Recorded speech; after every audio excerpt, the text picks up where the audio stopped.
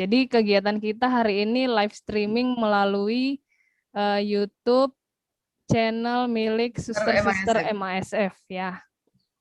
Baik, nah jadi kita menyapa saja ya. Baik, selamat pagi untuk Suster Marta MASF, kemudian ada Pastor Agustinus Doni MSF, kemudian anggota yang berikutnya adalah Suster Magdalena MASF. Halo Suster. Selamat pagi. Halo, sehat Suster? Sehat walafiat. Puji Tuhan. Baik, saya akan lanjutkan ke pengawas, yaitu Suster Justina MASF. Tadi sepertinya sudah hadir juga. Untuk anggota pengawasnya adalah Suster Susan. Oke, selamat pagi Suster Susan. Kemudian pengurus Yayasan Budi Bakti Karya MASF Balikpapan. Yang pertama ketuanya adalah Suster Alberta MASF, Suster Clarina yang tadi sudah membimbing kita. Kemudian Suster Firmina. Untuk anggota pengurus ada Bapak Suntoro Suciatmojo, Ibu Dewi Yuliani. Baik, nah sekarang saya akan sapa dulu dari Karya Kesehatan Barong Tongkok, ya. Yang ketuanya adalah Bapak Paskalis Dedi. Selamat pagi Bapak Paskalis. Kemudian Suster Ermina MASF dengan Suster Christine MASF. Kemudian yang berikutnya ada Klinik Utama Santa Familia Barong Tongko. Ya, direkturnya adalah Dr. Bruno. Sebagai wakilnya adalah Suster Martea MASF. Ya, mungkin saat ini sambil mengikuti melalui live streaming ya. Beserta para dokter dan tenaga medis yang lainnya. Baik, kemudian saya akan menyapa dari PAUD Santa Miriam Ujoh Bilang. Tadi sudah hadir, kepala PAUD-nya adalah Bunda Magdalena Tipung. Selamat pagi Bunda Magdalena, kemudian para Bapak Ibu Guru PAUD dari Santa Miriam Ujoh Bilang, selamat pagi. Yang berikutnya ini yang terjauh, dari PAUD Santa Familia Kamanasa Timor di bawah pimpinan Suster Yohana. Halo Suster Yohana, salam sehat beserta Bapak Ibu gurunya. Selamat pagi. Dan yang berikutnya dari Kepala Sekolah Yayasan Budi Bakti Karya MASF di Balikpapan. Untuk PAUD Santa Miriam 1, Ibu Yuliana Rumondor, selamat pagi. Kemudian PAUD Santa Miriam 2, Ibu Septi. Pagi, Tadi sudah hadir ya. Halo, selamat pagi Ibu. Kemudian Ibu Tuti Hartini, selamat pagi, Kepala SD Santa Teresia. Selamat pagi Bu. Selamat pagi. Kemudian Suster Renata MASF, sekaligus host kita pagi ini. Selamat pagi Suster. Beserta seluruh Bapak Ibu karyawan MASF ya. Dan yang terakhir ini seluruh suster-suster MASF yang berada di komunitas masing-masing yang menyaksikan melalui live streaming. Selamat pagi semuanya. Ya, semoga kegiatan kita pada pagi hari ini dapat berjalan dengan baik dan jaringannya juga tetap lancar ya. Baik. Untuk berikutnya saya akan membacakan tata tertib dari kegiatan kita. Ini susunan acara kita pada pagi hari ini. Yang pertama tadi sudah absensi melalui link yang sudah dibagikan oleh kepala sekolah ya masing-masing. Kemudian yang kedua tadi adorasi.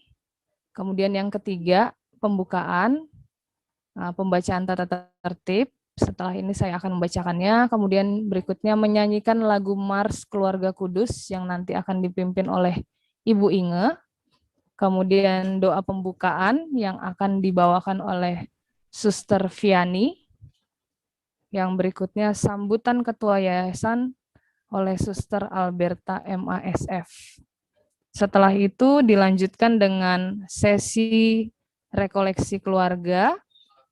Akan ada 3 sesi dan masing-masing sesi akan diselingi oleh waktu istirahat, dan nanti ketika waktu istirahat mungkin tidak perlu meninggalkan Zoom, bisa cukup dengan off kamera jika ingin makan atau minum atau ke toilet begitu.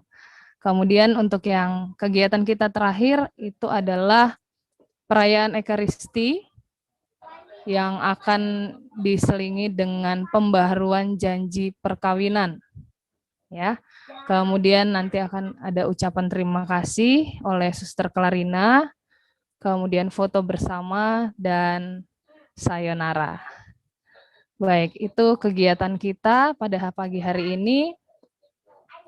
Untuk tata tertibnya, yang pertama pastikan HP Anda terhubung dengan jaringan internet yang bagus. Jadi tidak terputus-putus atau keluar masuk. Ya. Kemudian yang kedua, memastikan fitur video dalam posisi on dan fitur audio dalam posisi off atau mute, dan dapat dinyalakan ketika diberi kesempatan untuk berbicara. Yang ketiga, seluruh kegiatan diatur oleh MC, dan yang keempat harapannya adalah semuanya dapat mengikuti kegiatan dari awal sampai akhir. Baik. Kegiatan kita hari ini adalah rekoleksi keluarga, ya, dengan tema harta yang paling berharga adalah keluarga. Ya, mantap sekali tema yang dipilih oleh suster-suster kita untuk kita semua. Semoga apa yang nanti disampaikan oleh Romo bisa menjadi bekal bagi kita semua yang berkeluarga serta para suster, ya, untuk menjalani hari-hari kita dalam keluarga kita masing-masing dengan lebih semangat lagi. Baik, sudah jam 9. Kita akan memulai kegiatan pagi hari ini dengan menyanyikan lagu Mars Keluarga Kudus yang akan dipandu oleh Ibu Inge. Kepada Ibu Inge, dipersilahkan.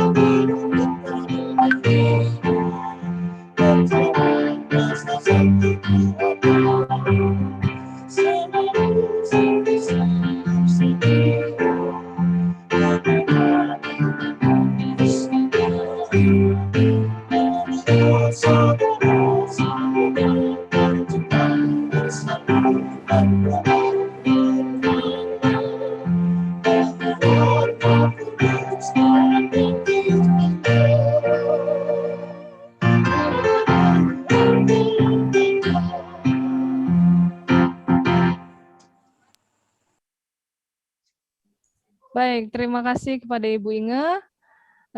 Acara akan kita lanjutkan dengan doa pembukaan yang akan dibawakan oleh Suster Viani. Suster Viani, Baik, Bu dipersilakan. Triana. Ya. Romo, para suster, ibu bapak, dan saudara-saudari yang terkasih, mari kita mengawali kegiatan rekoleksi kita pada pagi hari ini dengan berdoa. Dalam nama Bapa dan Putra dan Roh Kudus. Amin. Allah Bapa yang penuh kasih, puji dan syukur kami haturkan di hadapan-Mu atas rahmat kehidupan, rahmat kesehatan yang senantiasa Engkau berikan kepada kami secara cuma-cuma. Pada pagi hari ini kami keluarga besar, para suster MASF, para guru karyawan Yayasan Budi Bakti Karya MASF, berkumpul bersama secara virtual untuk melaksanakan rekoleksi bersama Romo Agung Prihartono MSF. Allah Bapa yang penuh kasih, kami mohon kepadamu, sudi kiranya Engkau hadir untuk menyertai kami semua. Terlebih Engkau memberikan kelancaran dalam seluruh rencana dan kegiatan rekoleksi kami dari pagi hari ini hingga sore hari nanti. Bapa yang penuh kasih, kami mohon semoga dengan rahmat-Mu, seluruh kegiatan kami ini boleh bermanfaat dalam kehidupan kami. Terlebih dapat kami maknai dalam hidup keluarga kami masing-masing, dengan menyadari bahwa harta yang paling berharga adalah keluarga. Untuk itu ya Bapa, kami menyerahkan seluruh kegiatan kami pada pagi hari ini ke dalam berkat dan perlindungan-Mu. Semoga Engkau memberikan kelancaran sehingga kami yang mengikutinya pun boleh mengalami kemurahan hati-Mu. Berkatilah Romo Agung yang akan mendampingi kami dari pagi hingga sore hari nanti. Semoga beliau dengan rahmat sukacita dan kegembiraan boleh mendampingi kami semua. Demi Kristus Tuhan dan pengantara kami. Amin. Terpujilah nama Yesus, Maria, dan Yusuf, sekarang dan selama-lamanya. Dalam nama Bapa dan Putra dan Roh Kudus. Amin. Terima kasih Suster Viani. Acara selanjutnya adalah sambutan dari Ketua Yayasan Budi Bakti Karya MASF Balikpapan kepada Suster Alberta MASF. Dipersilahkan.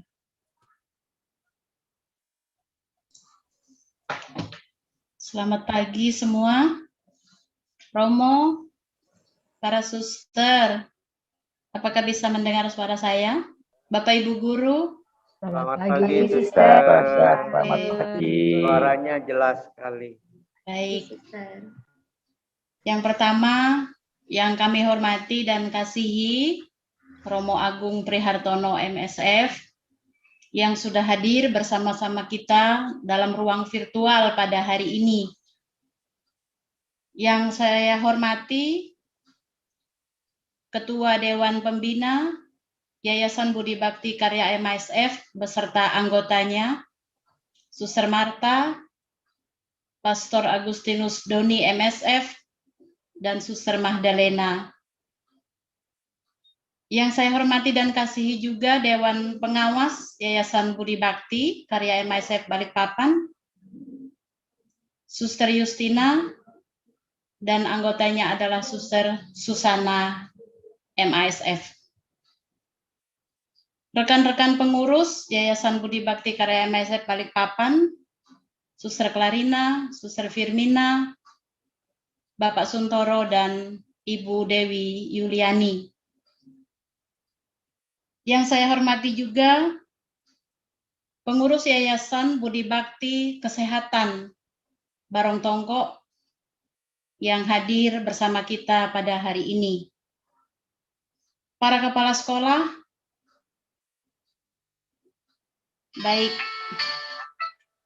SMP, Santo Mikael, SDK Santa Teresia, dan PAUD, termasuk yang berada di Kamanasa, di Timur dan juga yang ada di Mahakam Ulu.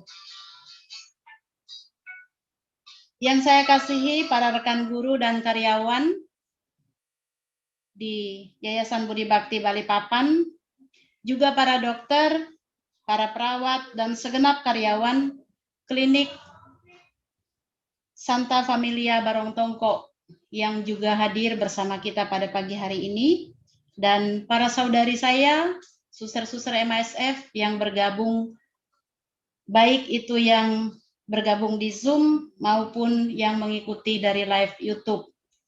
Selamat pagi, semoga kita semua dalam keadaan sehat. Tema rekoleksi kita pada hari ini adalah harta yang paling berharga adalah keluarga. Tema ini ringan, tetapi penuh makna yang mendalam. Kita semua berasal dari keluarga. Ketika kita pagi keluar untuk bekerja, kita keluar dari rumah keluarga kita. Dan sorenya atau siangnya kita juga akan kembali ke tengah-tengah keluarga. Bahkan kita bekerja, kita berusaha, kita berkarya, semuanya untuk keluarga. Rekoleksi ini semoga memberikan kesegaran baru bagi kita. Apapun yang nanti disampaikan, diseringkan oleh Romo Agung, semoga menjadi kesadaran dan kesegaran baru di dalam hidup kita, bagi Bapak Ibu yang berkeluarga dan juga bagi kami yang berkomunitas. Selamat mengikuti rekoleksi, selamat berproses bersama.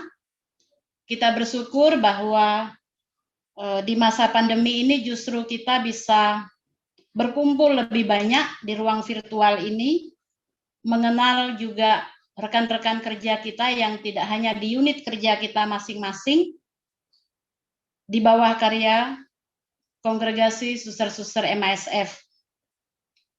Semoga kita semua senantiasa sehat, dan saya mengucapkan selamat mengikuti rekoleksi kepada Romo, selamat berproses bersama dengan kami semua. Semoga juga menjadi berkat bagi kita bersama. Selamat pagi dan terima kasih. Baik, terima kasih Suster Alberta. Sekarang kita akan bersiap-siap memulai rekoleksi kita, dan saya akan memperkenalkan dulu narasumber kita, ya. Ini profilnya, saya akan bacakan terlebih dahulu. Baik, profil dari narasumber kita pada pagi hari ini adalah namanya Romo Bernardinus Realino Agung Prihartono MSF. Ditahbiskan pada tanggal 10 Agustus 1989.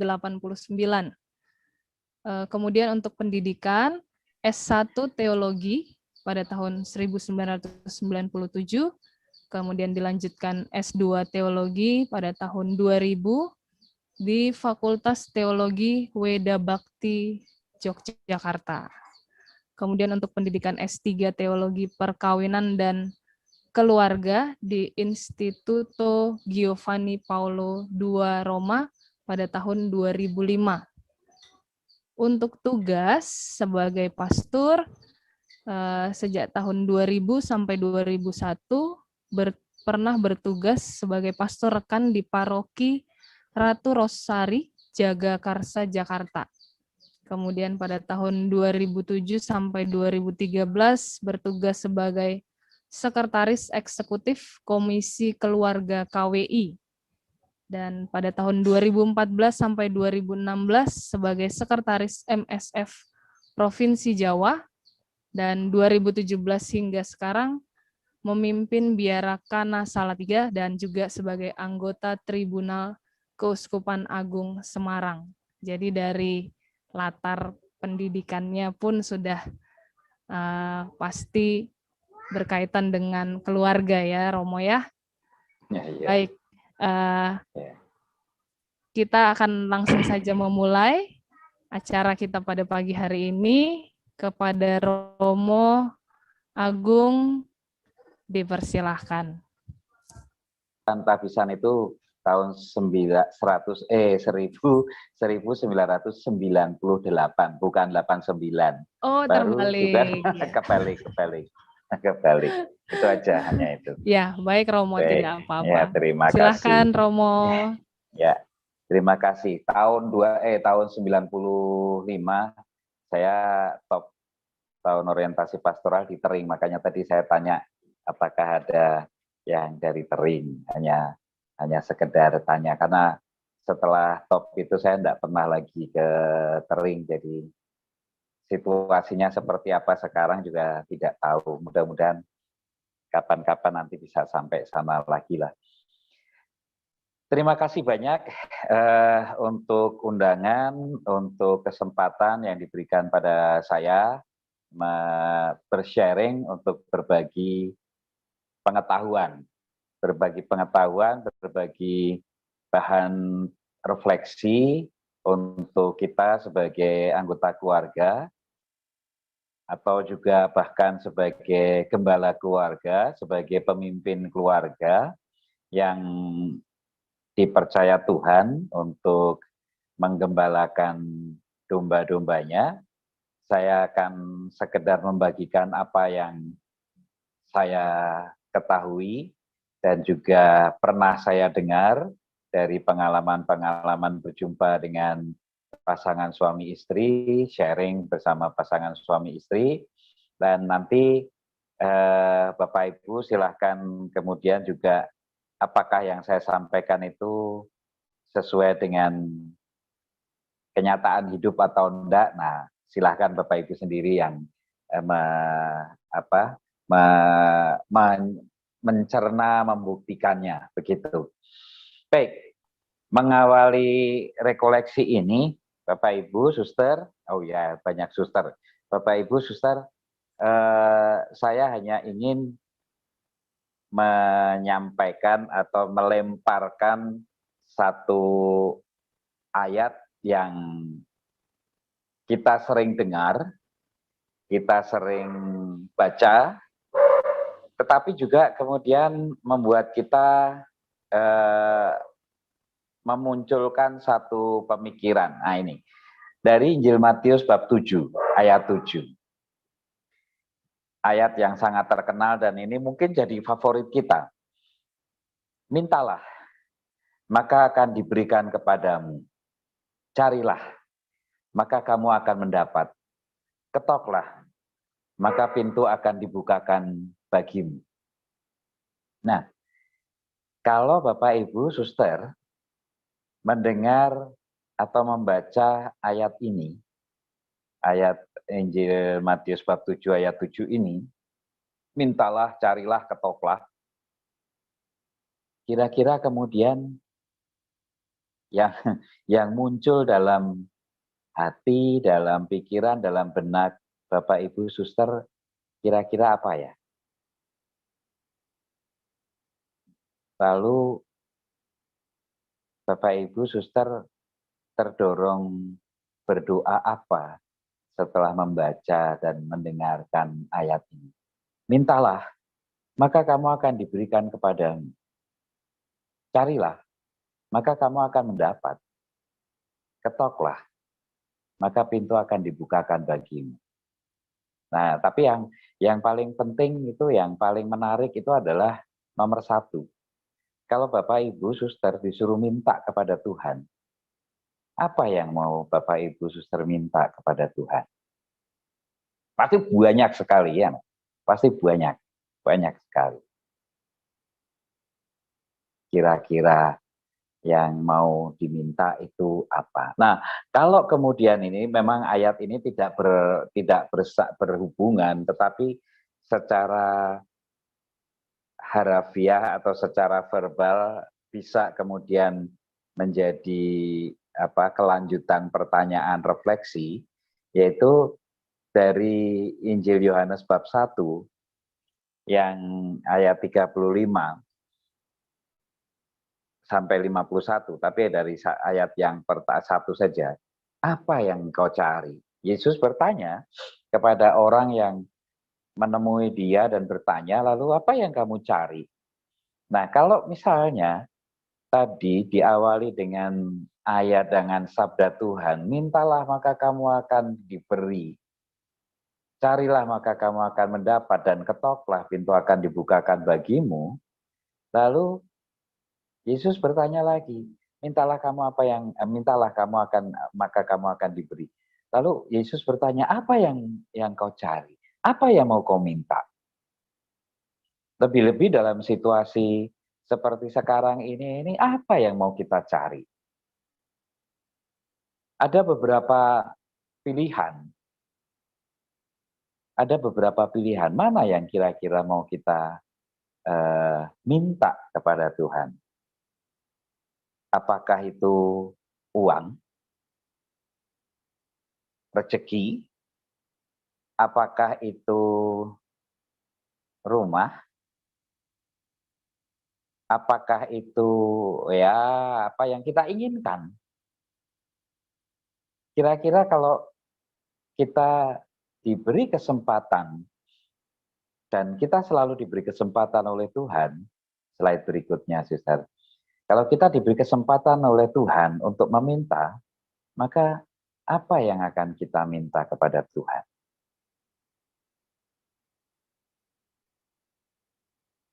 Nah, permenungan rekoleksi kita hari ini adalah keluarga itu harta yang paling berharga. Slide berikutnya, Sister. Lanjut. Keluarga itu menjadi hadiah yang paling berharga.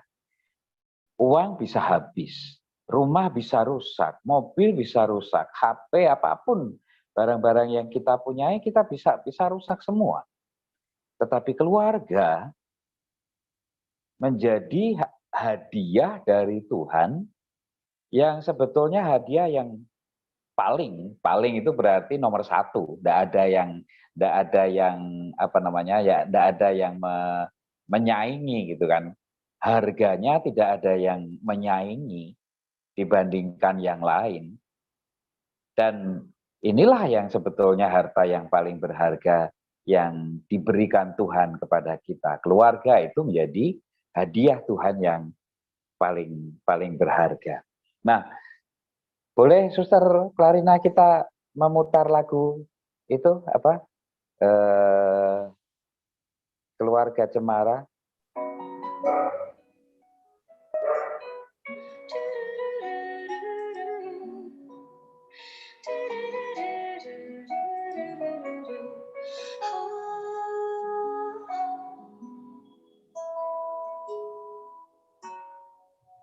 Harta yang paling berharga adalah keluarga.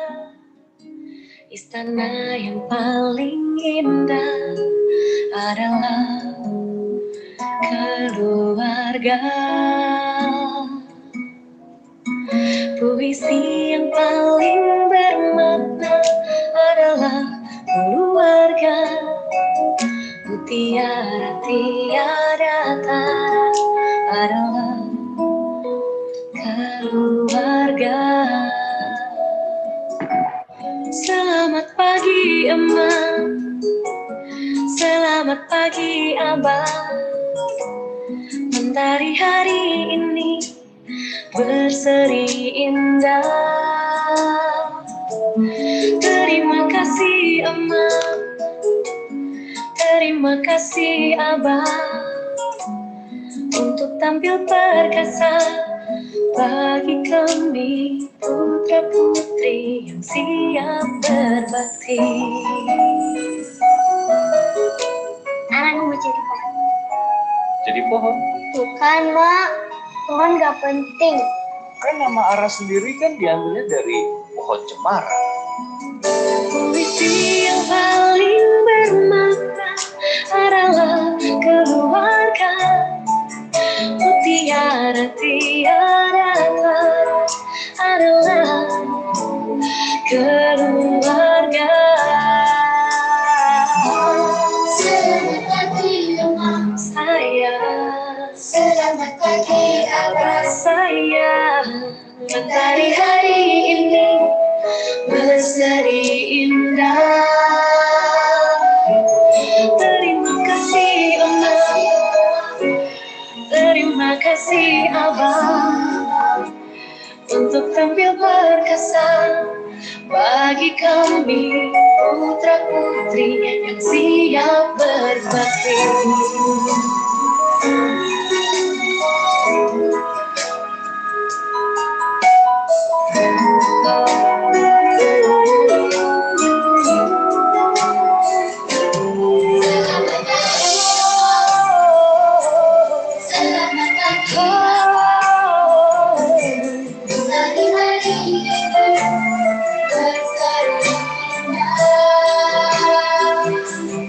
Terima kasih Oma, terima kasih Abah untuk tampil perkasa bagi kami putra putri yang siap berbakti.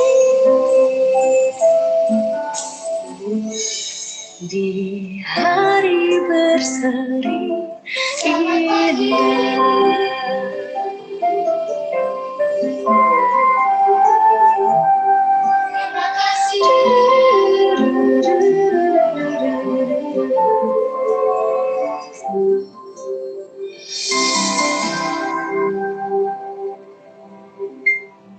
Oke, terima kasih Suster.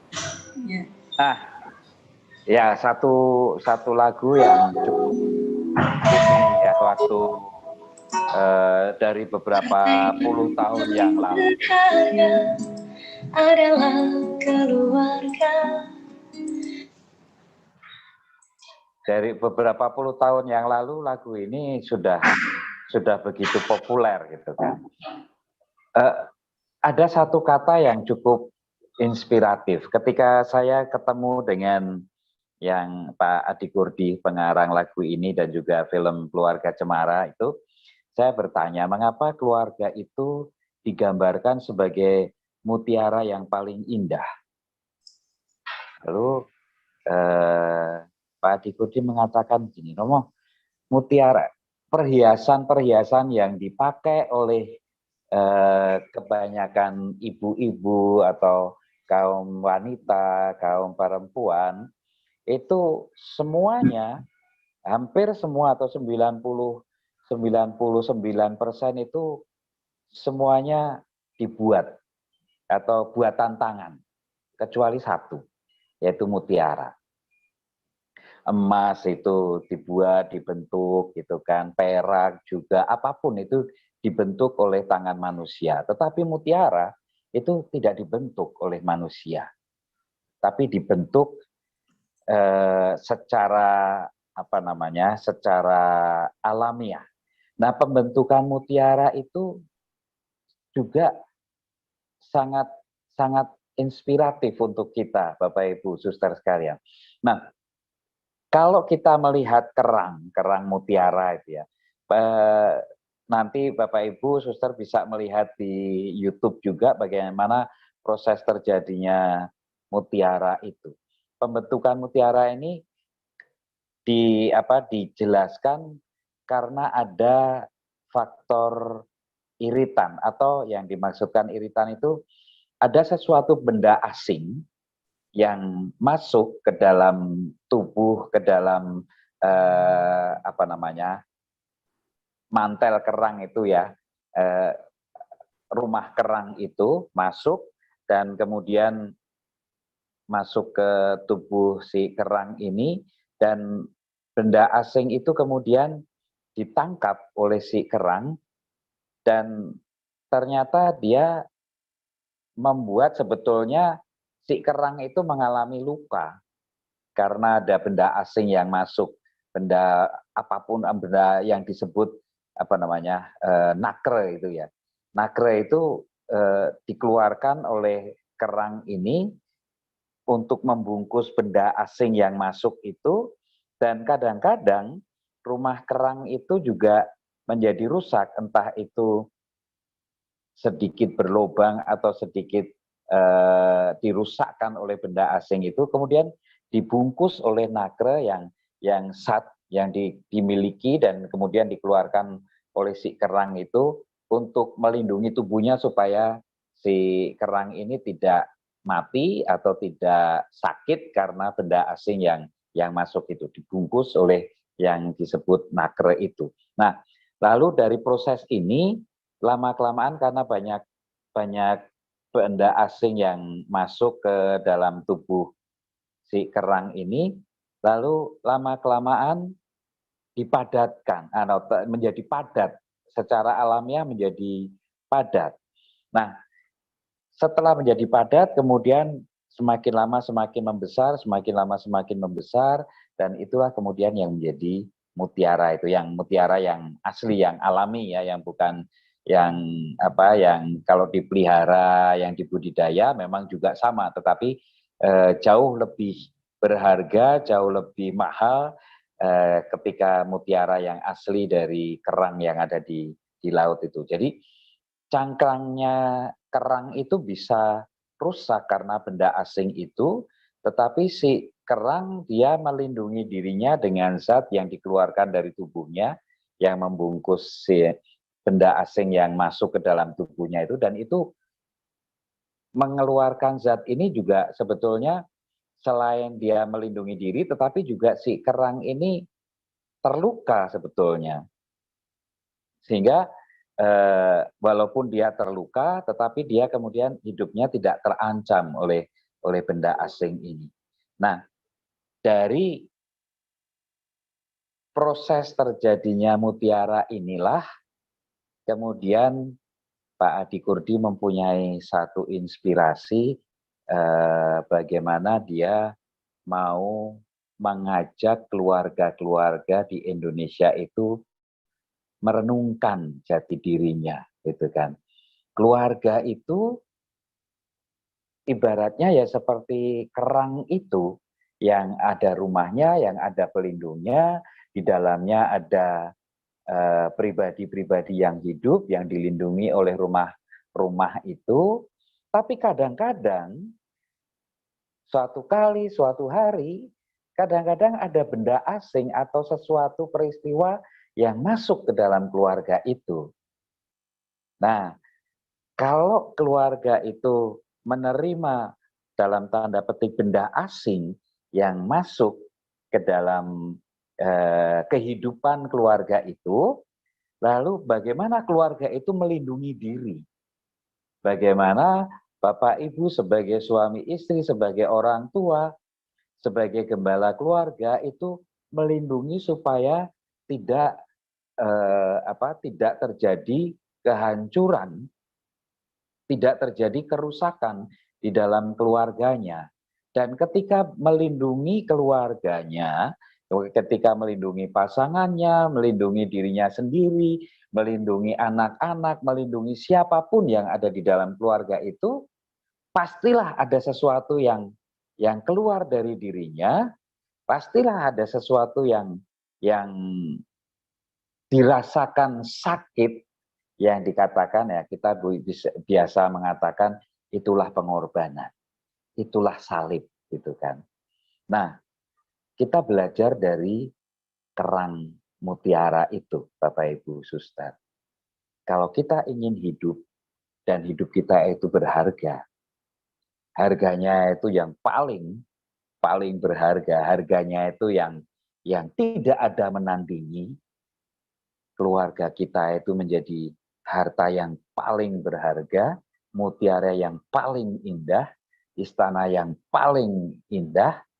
Itu bagaimana kita melindungi keluarga kita, walaupun dalam melindungi keluarga itu terkadang kita merasakan sakit dan kita mengatakan kita harus berkorban demi keluarga.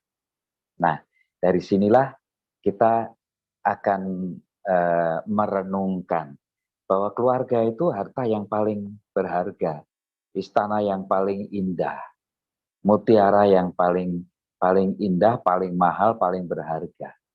Lalu kalau keluarga itu berharga, jauh lebih berharga daripada mutiara yang mahal harganya, kira-kira kita mau melakukan apa terhadap harta yang paling berharga itu? Kalau kita punya barang yang mahal ya, Bapak Ibu Suster, entah itu handphone, entah itu laptop, entah itu mobil atau rumah atau apapun yang mahal, pasti kita akan sangat serius, mungkin malah boleh dikatakan mati-matian untuk menjaga benda, barang yang kita miliki yang bagi kita sangat berarti, gitu kan, yang sangat berarti, entah itu rumah, entah itu mobil, entah itu alat apapun, handphone, laptop, dan sebagainya. Bapak Ibu sebagai guru, suster, dalam bekerja seringkali kita tidak bisa lepas dari laptop. Bagaimana kalau kemudian laptop kita itu hilang? Atau bagaimana kalau laptop kita itu rusak karena kena virus? Kita pasti akan kebingungan, gitu kan. Kita pasti akan kemudian seperti, wah, kehilangan gairah, kehilangan hidup, bahkan bisa-bisa kita menjadi tidak bersemangat, gitu kan, karena kehilangan sesuatu yang paling kita perlukan atau sangat kita perlukan dalam hidup. Bayangkan, hanya benda wujud laptop, hanya benda wujud handphone, HP, kita bisa WA kemana-mana, kita bisa virtual seperti ini, kehilangan saja atau rusak, barang kita itu rusak, kena virus dan sebagainya, kita saja sudah bingung. Bagaimana bila keluarga, harta yang paling berharga itu kemudian juga rusak? Pastilah akan, kalau kita melindungi keluarga, mengalami sakit demi keselamatan keluarga, kita masih kemudian bisa mengatakan tidak apa-apa, yang penting keluarga bisa selamat, gitu kan. Tapi kalau kemudian keluarga itu hancur dan membuat kita sakit, sudah keluarga hilang, hancur, dan kita mengalami sakit, apa yang kemudian kita rasakan dalam hidup itu pasti juga akan, kelihatannya hidup sudah tidak ada artinya, gitu kan. Nah, maka pertanyaannya Bapak Ibu, kalau suster, kalau kita saja terhadap barang yang kita perlukan, kita itu rawat baik-baik. Nah, jika kemudian kita terhadap keluarga kita, keluarga yang paling berharga itu, apa yang mau kita lakukan terhadap keluarga? Dan sebetulnya kalau saya boleh bertanya, di mana letak paling berharganya keluarga bagi Bapak Ibu? Boleh sharing sedikit Bapak Ibu? Bu Triana, kira-kira nih, kalau ditanya Bapak Ibu, suster ditanya, di mana letak paling berharganya keluarga Bapak Ibu, suster? Letaknya di mana? Kira-kira para suster, Bapak Ibu mau menjawab apa ya?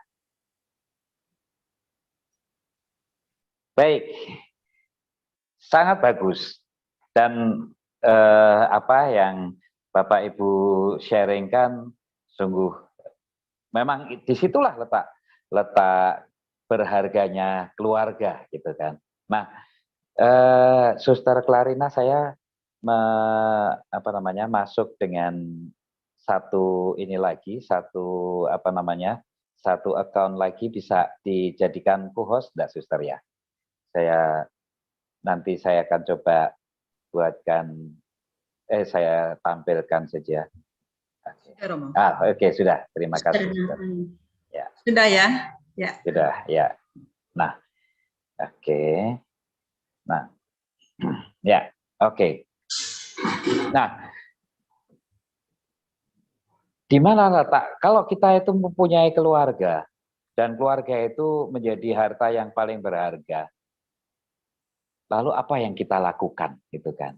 Nah, tadi Bapak Ibu sudah men-sharingkan di mana letak berharganya keluarga, kasih, kemudian juga bagaimana keluarga itu saling memberikan kebaikan-kebaikan, memperlihatkan kasihnya dan sebagainya. Nah, kita akan melihat dari yang Bapak Ibu sharingkan, lalu saya ingin menambahkan apa yang sebetulnya gereja ajarkan.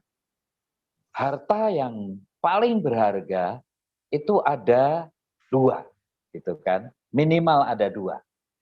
Nanti Bapak Ibu bisa melihat atau bisa menambahkan apalagi. Tetapi dari ajaran gereja ada 2 hal yang perlu kita perlakukan dengan teramat sangat baik, karena itu menjadi harta yang paling berharga. Yang pertama,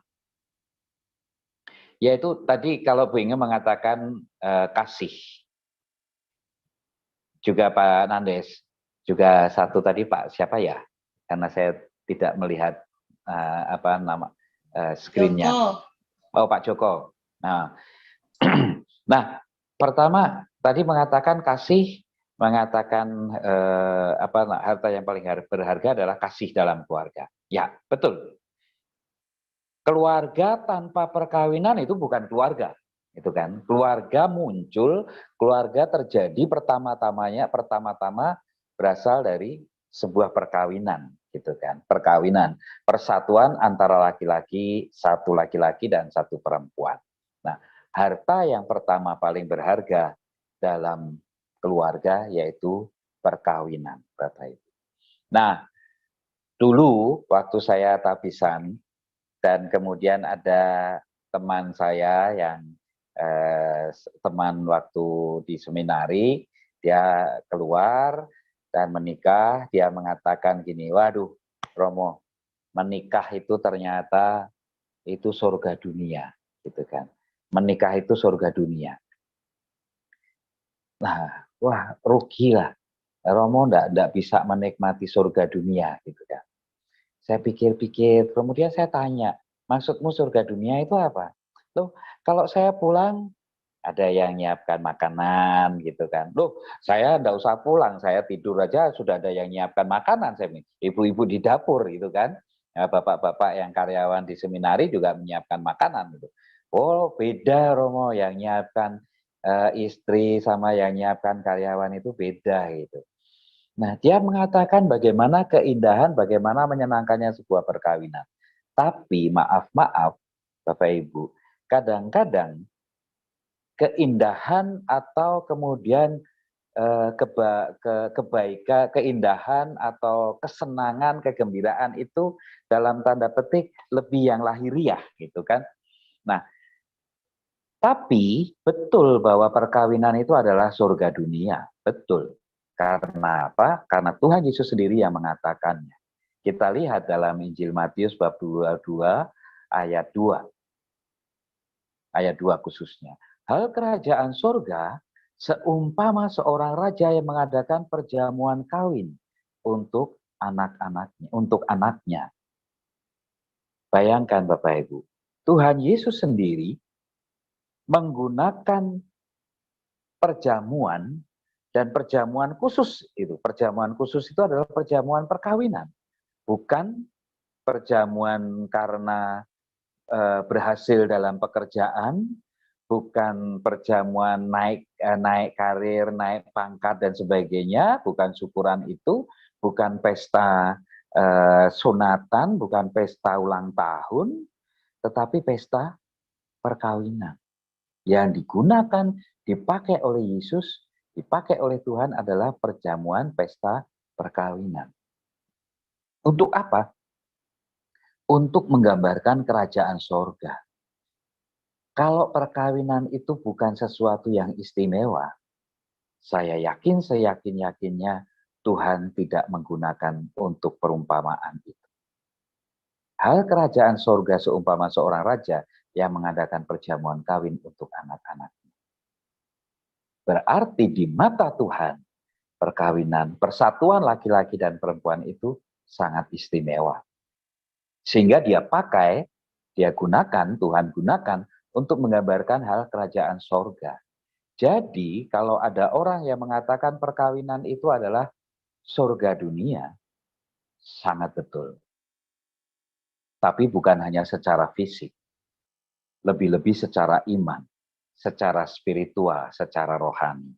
Kenapa? Karena oleh Tuhan sendiri perkawinan yang dirayakan dalam sebuah pesta, dalam sebuah perjamuan itu menggambarkan kerajaan sorga.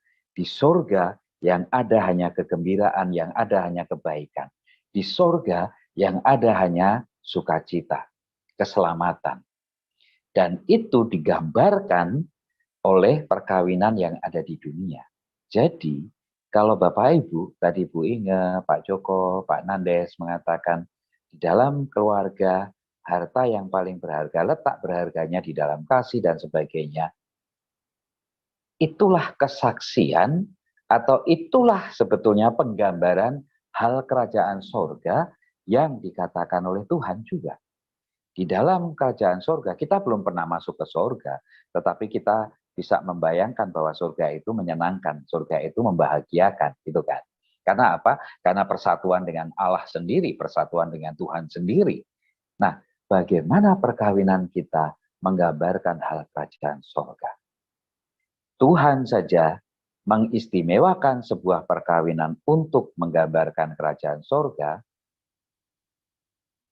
maka semestinya, seharusnya, Bapak Ibu, laki-laki dan perempuan yang menikah, semestinya juga meletakkan atau sungguh menyadari bahwa relasi persatuan dalam perkawinan ini adalah harta yang paling berharga. Karena menggambarkan kerajaan surga. Digunakan oleh Tuhan sendiri. Nah, kalau kita melihat dalam kitab Kejadian bab 1 ayat 2 ayat 5 bab 2 ayat 15. Tuhan Allah mengambil manusia itu dan menempatkannya ke dalam Taman Eden untuk mengusahakan dan memelihara taman itu. Jadi ketika Tuhan Allah mempertemukan dan mempersatukan Adam dan Hawa, mereka masuk di dalam sebuah relasi sebagai suami istri, sebagai pasangan.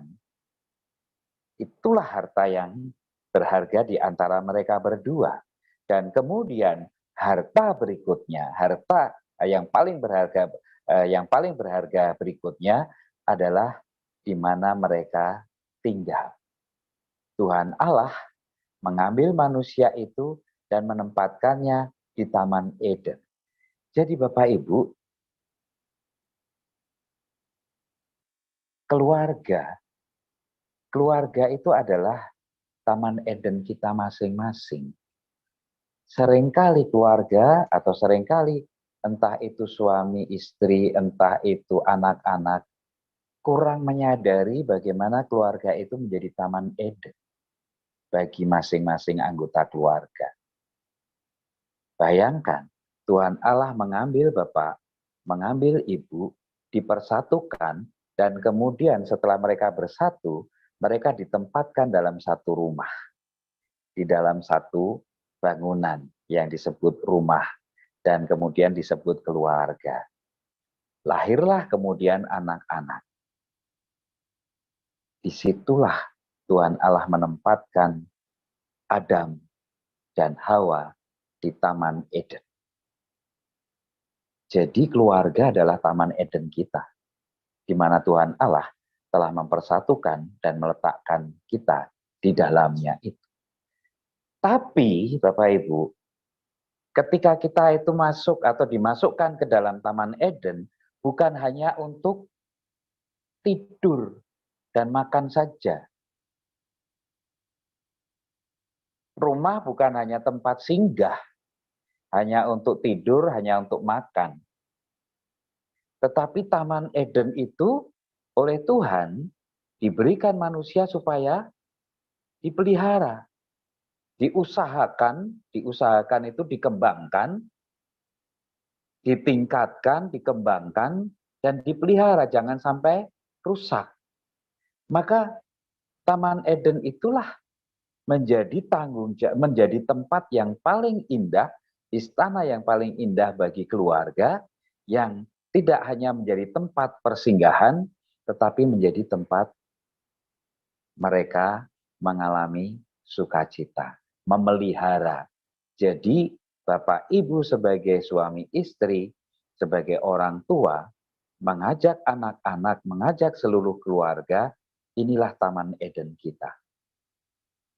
Jangan sampai Taman Eden itu kemasukan ular yang akan merusakkan Taman Eden itu. Dan kemudian Adam dan Hawa itu keluar dari taman itu. Keluar dari kebahagiaan. Itu kan Bapak Ibu. Nah, maka kita akan melihat apa yang harus dipelihara. Apa yang harus diusahakan. Harus dikembangkan. Pak, harta paling berharga di dalam keluarga apa yang harus dikembangkan?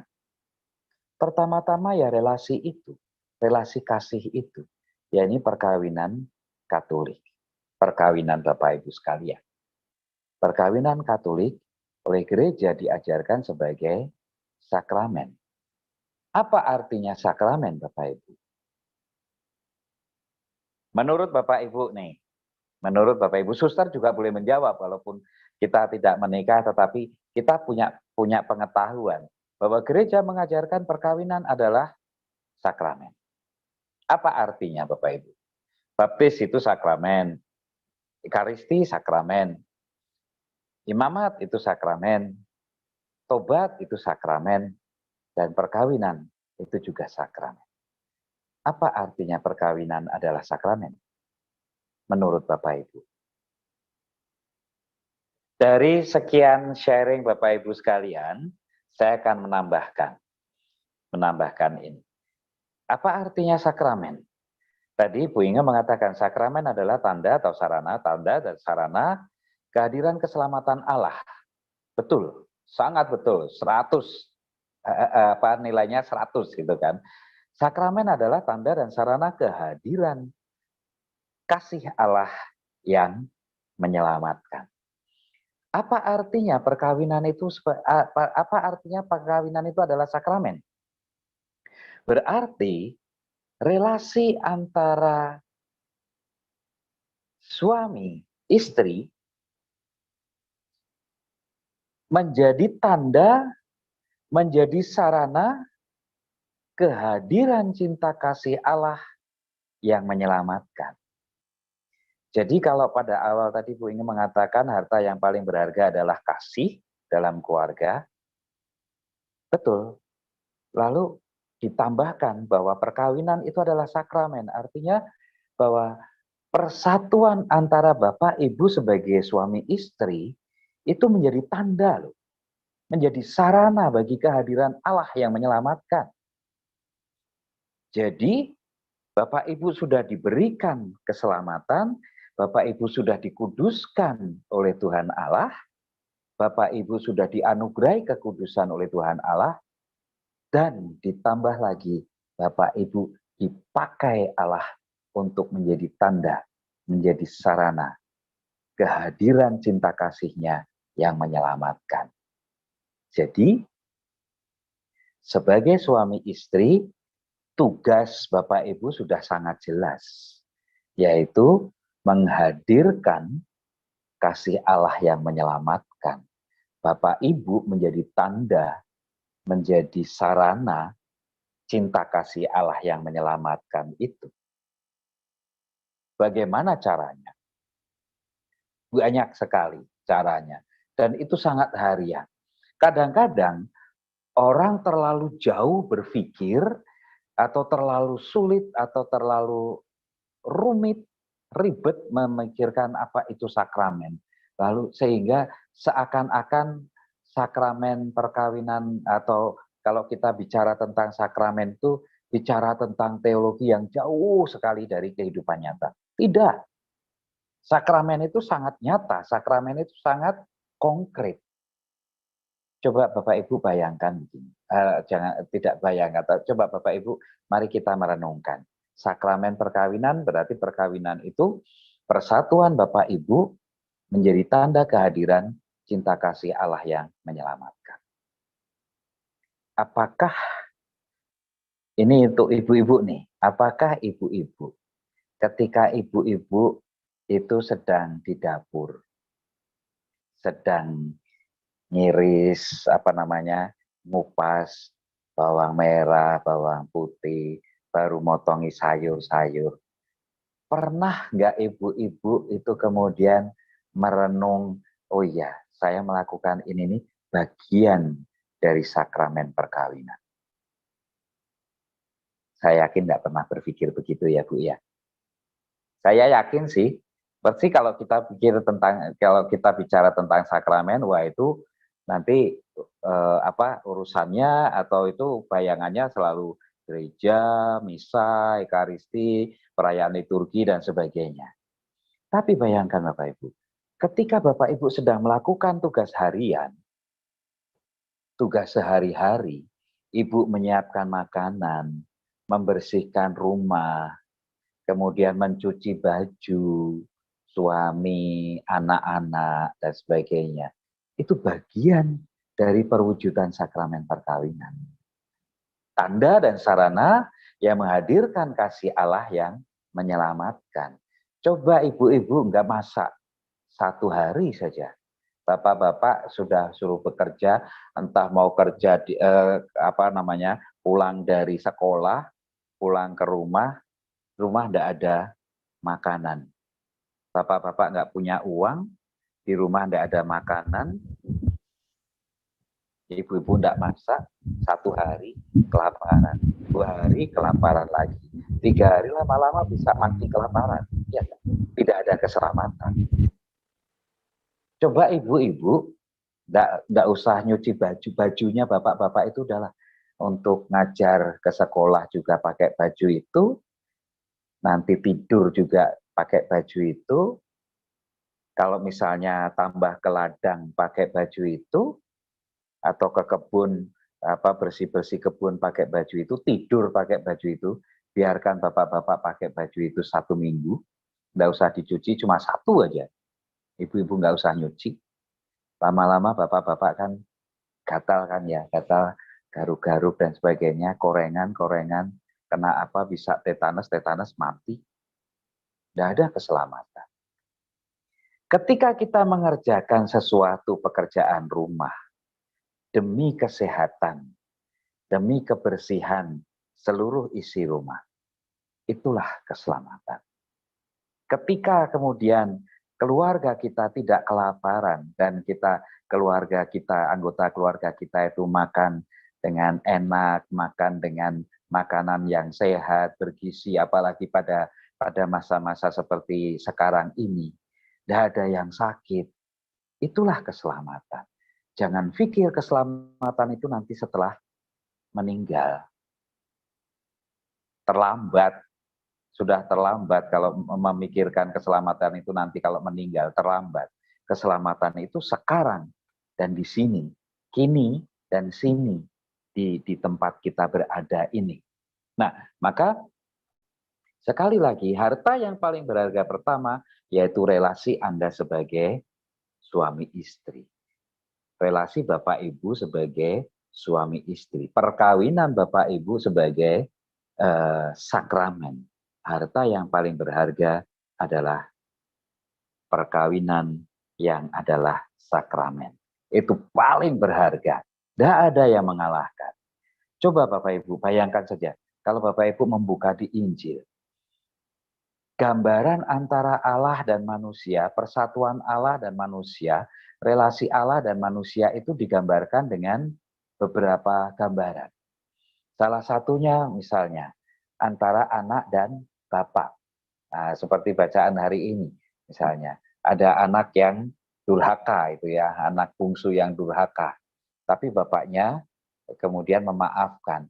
Hubungan antara Allah dan manusia itu digambarkan sebagai hubungan relasi antara bapak dan anak, guru dan murid, majikan dan tuan, pokok dan carang, gitu kan. Tapi ada satu lagi gambaran istimewa, yaitu mempelai atau suami istri.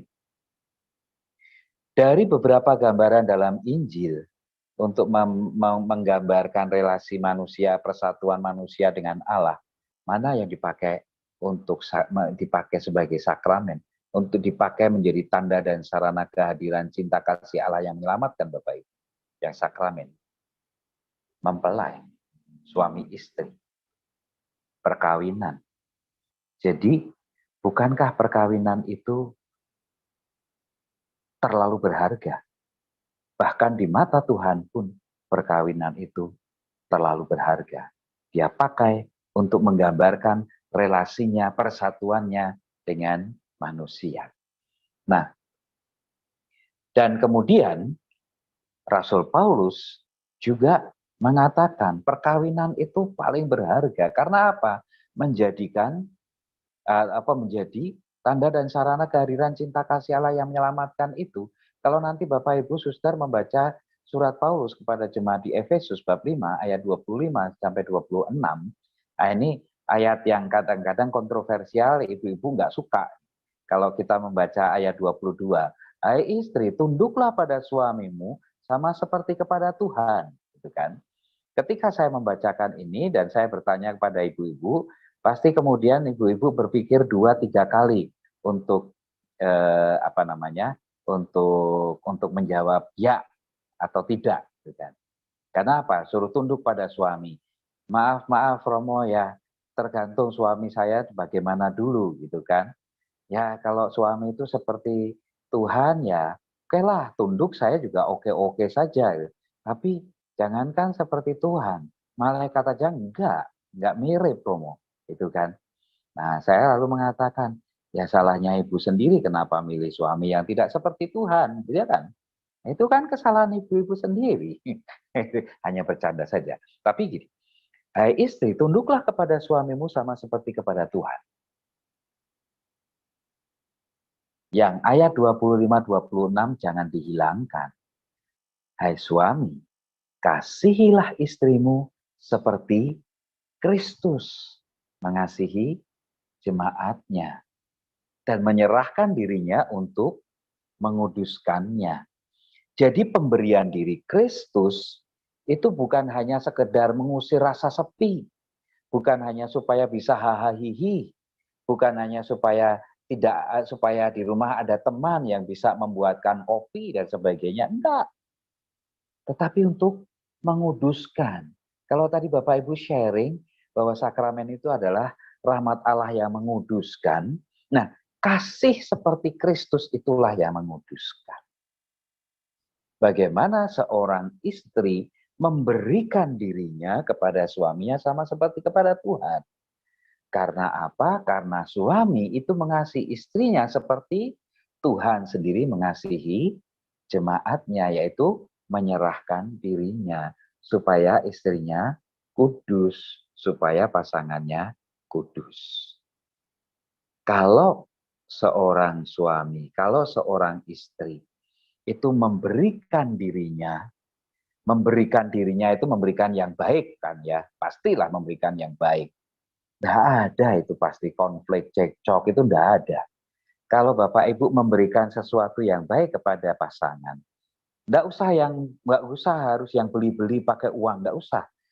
Perkataan yang bagus, kata-kata yang menyenangkan, kata-kata memuji, kan Paus Fransiskus mengatakan ya tiga kata yang sangat luar biasa itu. Ucapan terima kasih, kemudian minta tolong, dan maaf, gitu kan. Itu kata-kata yang mukjizat, kata-kata yang luar biasa yang memberikan kegembiraan pada orang. Kalau Bapak Ibu sebagai pasangan setiap hari 1 atau 2 kali saja memberi pujian kepada pasangan, Apa iya pasangan yang dipuji-puji kemudian marah-marah? Tidak mungkin kan?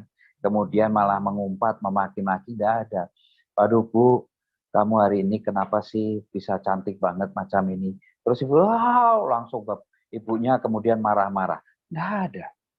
Atau ketika kita itu bicara dengan kata-kata yang enak, kata-kata yang menyenangkan, itulah kata-kata yang menguduskan. Karena apa? Karena pasangan di dalam hatinya tidak ada kemarahan. Di dalam hatinya tidak ada kebencian. Di dalam hatinya kemudian tidak ada luka. Ketika hati itu tidak terluka, ketika hati itu tidak ada rasa marah, tidak ada rasa benci, maka disitulah orang bisa mencapai atau bisa membangun sebuah hidup kudus.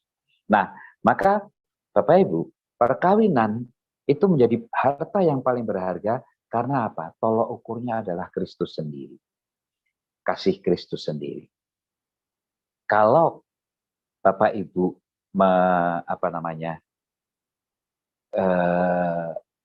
mengatakan bahwa perkawinan kami baik-baik saja, Romo, kami tidak ada konflik, kami tidak pernah bertengkar, kami bisa makan 3 hari sekali, 3 kali sehari, 3 kali sehari, kemudian bisa snack juga, bisa jajan gini-gini, kami rukun, bisa nonton TV, ketawa bareng-bareng. Itu belum perkawinan yang ideal, Bapak Ibu. Belum perkawinan Katolik yang ideal. Perkawinan Katolik yang ideal adalah ketika suami istri bisa mewujudkan kasih Kristus ini. Hai suami atau hai istri, kasihilah pasanganmu seperti Kristus mengasihi jemaatnya dengan menyerahkan dirinya untuk menguduskannya. Itulah baru perkawinan yang Katolik. Kalau tidak berkelahi, tidak cekcok, rukun, bisa makan sehari 3 kali, bisa hihi, nonton TV bareng, itu belum perkawinan Katolik, Bapak Ibu. Perkawinan yang non-Katolik pun juga begitu. Perkawinan harmonis itu siapapun, tidak hanya Katolik, itu juga semua ada. Tetapi perkawinan Katolik letak istimewanya, letak berharganya ketika seorang suami, seorang istri bisa mengasihi pasangannya seperti Kristus. Itu baru perkawinan Katolik. Bagaimana Kristus mengasihi jemaatnya? Dia menyerahkan dirinya seperti kerang itu tadi. Kerang itu melindungi dirinya dengan mengeluarkan zat nakre namanya untuk membungkus, untuk kemudian seperti mengisolir benda-benda asing yang masuk, yang mau menghancurkan, yang mau merusak, yang mau mematikan dirinya, dibungkus, malah kemudian menjadi berharga. Mutiara itu tadi. Nah, kadang-kadang ketika kita mengasihi pasangan, ketika kita mengasihi anak-anak, itu memang Bapak Ibu mengatakan ya, inilah salib saya, Romo, gitu kan. Ya, salib dalam arti mengasihi, kadang-kadang harus menderita, atau kadang-kadang merasa tidak nyaman, atau harus berkorban, tapi demi keselamatan pasangan, demi keselamatan keluarga. Itu namanya salib. Tapi kalau menderita karena kesalahan sendiri, itu bukan salib. Bukan salib Kristus maksudnya. Itu salib yang kanan kirinya Kristus itu, salib penjahat-penjahat itu, yang karena kesalahannya justru dia mendapatkan konsekuensi dari kejahatannya, yaitu penderitaan itu. Nah, bagaimana seorang suami, seorang istri memperlakukan relasi perkawinan menjadi harta yang paling berharga. Karena apa? Karena Tuhan sendiri menghargai persatuan Bapak Ibu sebagai suami istri, dan Tuhan sendiri menggunakannya untuk tanda cinta kasihnya yang menyelamatkan.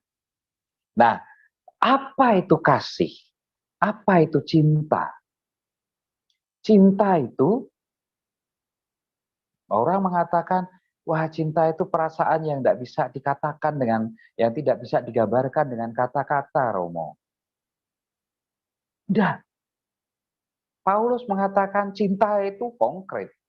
Kasih itu realistis. Kasih itu nyata. Kasih itu sabar. Kasih itu murah hati.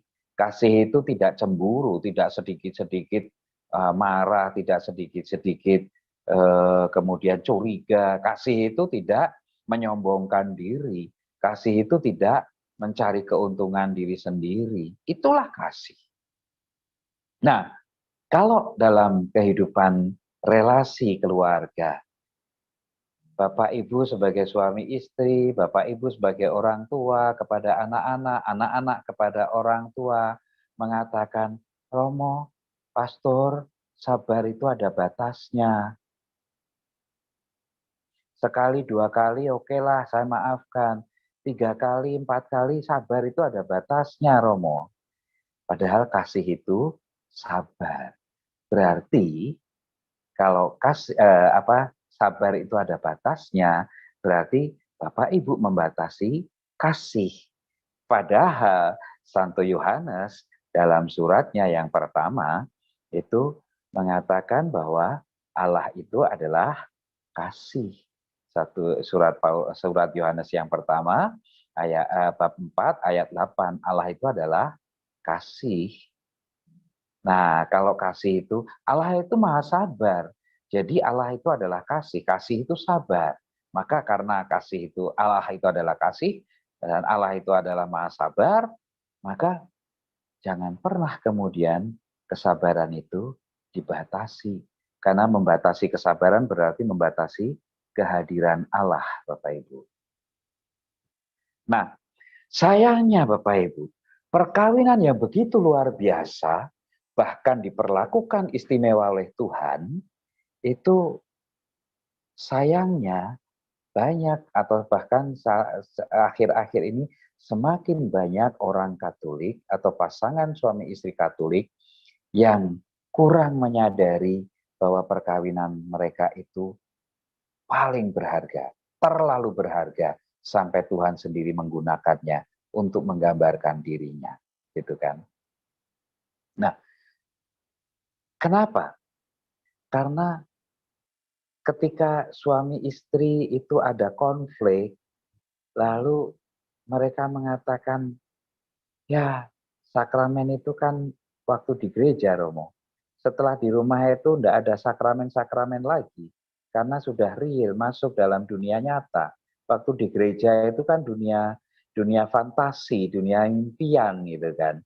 Maka ya perkawinan itu untuk bahagia, Romo. Kalau saya sudah nggak bahagia, kalau kami sudah tidak bahagia, kalau kami sudah nggak cocok lagi, masa iya mau diteruskan? Kan perkawinan untuk kebahagiaan, bukan untuk penderitaan, gitu kan?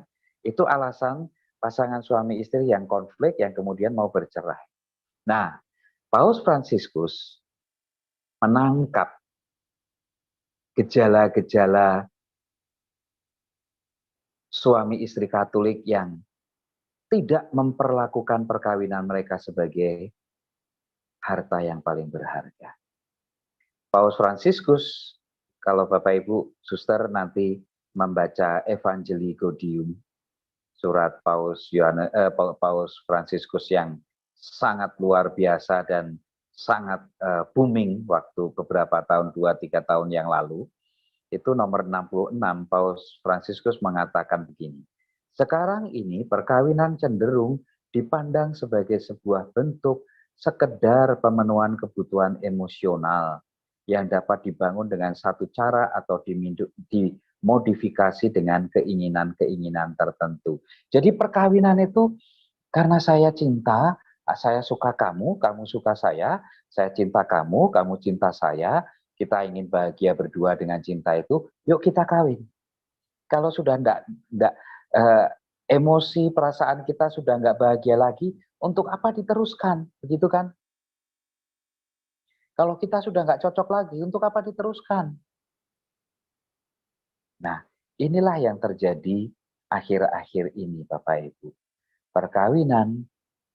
Perkawinan Katolik cenderung mengikuti arus global. Arus global itu ya sudah tahu arah tujuannya kemana, datangnya dari mana, kita nggak tahu. Pokoknya orang mengatakan saya senang sama kamu, yuk kita hidup bersama, kita nikah, kita kawin, udah selesai. Setelah kita tidak cocok, wah kelihatannya kita kok sering banyak bertengkarnya, banyak bertengkarnya daripada kita itu hahaha, daripada aku nyakiti hatimu, kamu nyakiti hatiku, adalah kita pisah baik-baik. Karena apa? Karena kebutuhan emosional tidak terpenuhi. Maka kemudian cerai itu katanya menjadi jalan yang terbaik. Perkawinan Katolik bukanlah perkawinan yang hanya sekedar memenuhi kebutuhan emosional. Bapak Ibu, perkawinan Katolik adalah jalan bagi Tuhan untuk menghadirkan cintanya yang menyelamatkan. Maka harta paling berharga yang pertama yang harus kita mau berbuat apa terhadap harta yang paling berharga ini?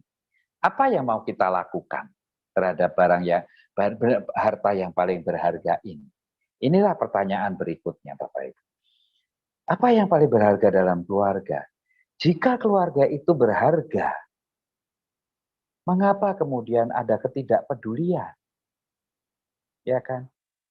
Rumah yang sebetulnya Taman Eden itu tadi, rumah keluarga yang sebetulnya Taman Eden, di mana Tuhan meletakkan suami Adam, meletakkan istri Hawa ke tempat itu untuk mengusahakan dan memeliharanya, untuk mengalami sukacita. Kenapa banyak rumah-rumah atau keluarga sekarang ini hanya tempat persinggahan, hanya untuk makan dan tidur. Lebih banyak, kalau di Balikpapan, di Barongpongko, saya yakin tidak akan se-ekstrim seperti yang di Jakarta, seperti itu ya. Tapi Anda tahu, kalau nanti Penajam jadi ibu kota, apakah kemudian berubah apa enggak juga nggak tahu ya. Tapi banyak sekarang ini, semakin banyak, entah suami, entah istri, yang lebih banyak di luar daripada di Taman Edennya. Sehingga untuk mengusahakan dan memelihara Taman Eden itu waktunya sedikit. Lebih banyak di luar Taman Eden. Ada semacam menangkap gejala, fenomena, ada ketidakpedulian. Yang penting saya cari uang sebanyak-banyaknya, toh saya bawa ke rumah, betul. Tetapi bahwa di rumah itu ada tanaman, bahwa di rumah itu ada pohon buah yang harus dipupuk, dirawat, dan sebagainya, itu kadang-kadang tidak mendapatkan perhatian. Dan juga seringkali di dalam keluarga-keluarga yang tadi yang berkonflik itu, kemudian ada ketidaksetiaan, ada perselingkuhan, ada kejahatan, bahkan perselingkuhan yang berujung kejahatan juga tidak sedikit, gitu kan. Entah itu membunuh, entah itu KDRT dan sebagainya.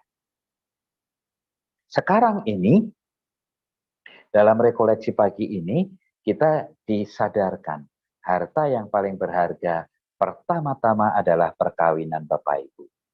Apa yang mau Bapak Ibu lakukan untuk keluarga? Nah, maka saya ingin memberikan waktu pada Bapak Ibu bagaimana untuk berefleksi berdua, bagaimana Bapak Ibu setiap hari memelihara sakramen perkawinan sebagai harta yang paling berharga. Harta yang paling berharga pertama adalah sakramen perkawinan. Bagaimana Bapak Ibu sudah dianugerahi nih harta yang paling berharga oleh Tuhan. Yang Bapak Ibu tadi katakan itu rahmat yang menguduskan, yang menyelamatkan, tanda dan sarana keselamatan Allah, yang kemudian rahmat yang mempersatukan Bapak Ibu, diangkat menjadi sakramen dan membangun keluarga Kristiani dan sebagainya. Lalu ini harta yang paling berharga yang Bapak Ibu terima langsung dari Tuhan Allah. bagaimana Bapak Ibu memelihara harta yang berasal dari Tuhan Allah itu?